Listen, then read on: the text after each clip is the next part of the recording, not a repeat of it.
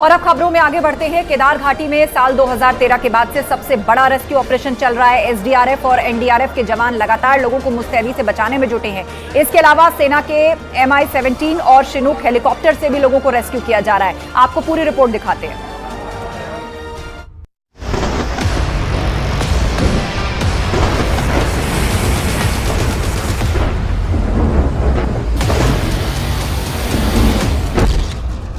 केदार घाटी में सबसे बड़ा रेस्क्यू ऑपरेशन किया गया है।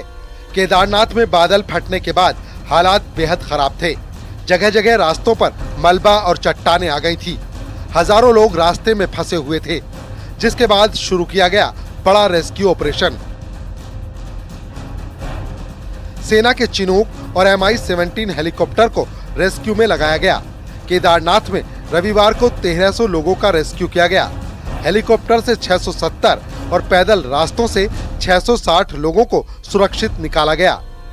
बीते 4 दिनों में केदार घाटी से अभी तक 10,000 से ज्यादा श्रद्धालुओं को सुरक्षित निकाला जा चुका है।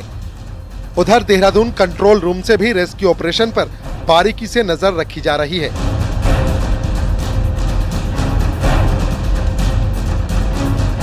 केदारनाथ घाटी में रेस्क्यू और सर्च ऑपरेशन को 5 दिन हो चुके हैं। कहीं कोई मलबे में दबा तो नहीं है, ये जानने के लिए स्नीफर डॉग की मदद से लिनचोली से रामबाड़ा तक सर्च ऑपरेशन चलाया गया। इसके अलावा एनडीआरएफ की टीमें जंगल और मंदाकिनी नदी के आसपास भी लगातार सर्च ऑपरेशन चला रही हैं। केदारनाथ आपदा में भारतीय सेना के जवान भी रेस्क्यू के काम में जुटे हुए हैं। सेना के जवान सोनप्रयाग और गौरीकुंड के बीच मंदाकिनी नदी पर पुल बना रहे हैं, जिससे लोगों को पैदल मार्ग से सुरक्षित निकाला जा सके। वीडियो में आप देख रहे हैं कैसे सेना के जवान जान जोखिम में डालकर उफनती मंदाकिनी नदी पर पुल बनाने का काम कर रहे हैं।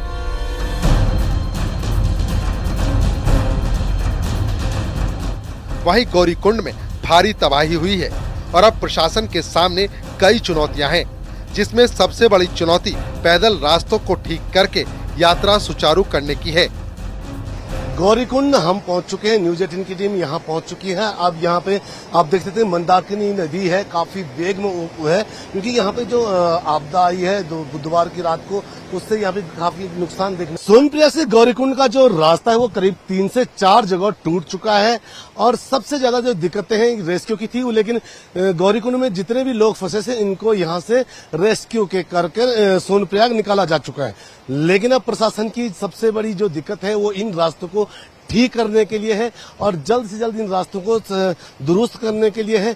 लेकिन अब उम्मीदें ये भी जताई जा रही है कि जब तक वो रास्ते ठीक नहीं होते, यानी कि मोटर पुल जो मोटर गाड़ी का जो ये रास्ता है ये ठीक नहीं होता है, तब तक उम्मीद ये जताई जा रही। तो ये जो पुराना जो रास्ता है, इस रास्ते से भी काफी लोगों को निकाला गया है और अब इसी रास्ते के जरिए यहाँ पे वो जो यात्रा शुरू में जो यात्रा चलेगी, तो इसी रास्ते से उम्मीदें मान के चल सकते हैं कि अब यात्रा से चल सकती है। फिलहाल जब तक यहाँ मोटर का जो ये गाड़ी का जो ये रास्ता है, गाड़ी का जो रोड है, ये पूर्ण रूप से नहीं बन जाता। गाड़ी का जो रास्ता है इसे बनने में कुछ समय लग सकता है, जिसके कारण अब प्रशासन कुछ दिनों बाद जब यात्रा शुरू करेगी तो फिलहाल ये वैकल्पिक रास्ता है जिससे अभी हम यहाँ से निकल रहे हैं। कैमरा सहयोगी संदीप के साथ सत्येंद्र बर्तवाल, न्यूज 18 गौरीकुंड। केदार घाटी में आपदा से कई जगह पैदल रास्ते तबाह हुए हैं, जिन्हें ठीक करने का काम जारी है। सोनप्रयाग में प्रशासन की टीम कुछ रास्तों को ठीक कर चुकी है। जो हमारा सोनप्रयाग का रास्ता जो टूट गया है, वहाँ पर आर्मी की सपोर्ट लिया गया और उस पर एक पैदल एक पुलिया का निर्माण किया गया है, जिससे कि कोई भी अगर सामान हमें इस पार से उस पार भेजना है उसको हम अविलंब भेज सकें। साथ ही साथ में कोई अगर बहुत ही बुजुर्ग या कोई चोटिल इधर आ जाए तो उसको भी हम यहाँ से यहाँ ट्रांसफर कर सकें, जब तक कि मूल काम वहाँ पे स्टार्ट हम लोग न कर पाए। वहीं इस रेस्क्यू ऑपरेशन में स्थानीय लोगों ने प्रशासन की काफी मदद की। सीएम पुष्कर सिंह धामी ने स्थानीय लोगों के काम की सराहना की है। सीएम धामी ने कहा, स्थानीय लोगों के साथ बीकेटीसी के पदाधिकारियों, सदस्यों और उनके साथ तीर्थ पुरोहित समाज और GMVN के कर्मचारियों ने पूरा सहयोग किया, जिसकी वजह से आपदा की वजह से होने वाले बड़े नुकसान को रोका जा सका। सीएम धामी ने सभी का आभार जताया है और कहा, यही तो है देवभूमि की अतिथि देवो भव की संस्कृति। वहीं दूसरी ओर केदारनाथ में खराब मौसम के चलते फंसे यात्रियों को एयरलिफ्ट किया जा रहा है। दिल्ली के कई कांवड़ियों ने सरकारी इंतजाम के लिए धामी सरकार को धन्यवाद दिया। हम 31 तारीख को बाबा केदारनाथ के वहाँ पहुँच गए थे। तब से लेके आज 5 तारीख है, तब तक वहाँ पे जो भी सुविधा हमें मिली उनका मैं अपने दिल से बहुत ही आभार व्यक्त करता हूँ। बहुत ही अच्छा लगा मेरे को।